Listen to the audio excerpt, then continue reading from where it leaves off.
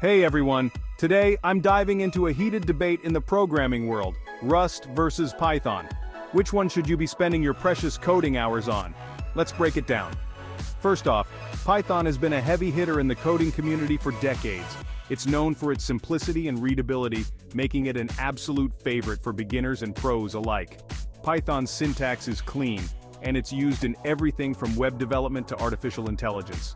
It's like the Swiss Army knife of programming languages. But then there's Rust, the new kid on the block. Launched by Mozilla in 2010, Rust is gaining a reputation for its performance and safety features. It's designed to prevent memory leaks and seg faults, making it a go-to for systems-level programming where stability and efficiency are key.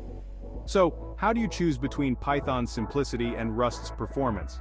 Well, it really boils down to what you're looking to achieve. If you're into data science, machine learning, or just starting out, Python might be your best bet. Its vast libraries and frameworks like NumPy and TensorFlow pave the way for quick and powerful data manipulation and computation. On the other hand, if you're building software where memory safety and concurrency are critical, Rust might just be your new best friend. It's like having a super strict teacher who makes sure you write the cleanest, most efficient code possible. Both languages have their strengths and ideal use cases, but the real question is, what's your project's goal? Your choice might also depend on your personal coding style or the specific demands of a project.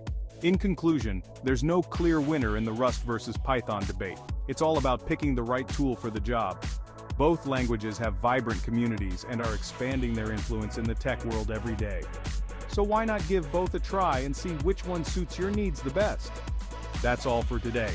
If you enjoyed this breakdown, don't forget to hit that like button and subscribe for more tech insights. Until next time, keep coding smart and coding right.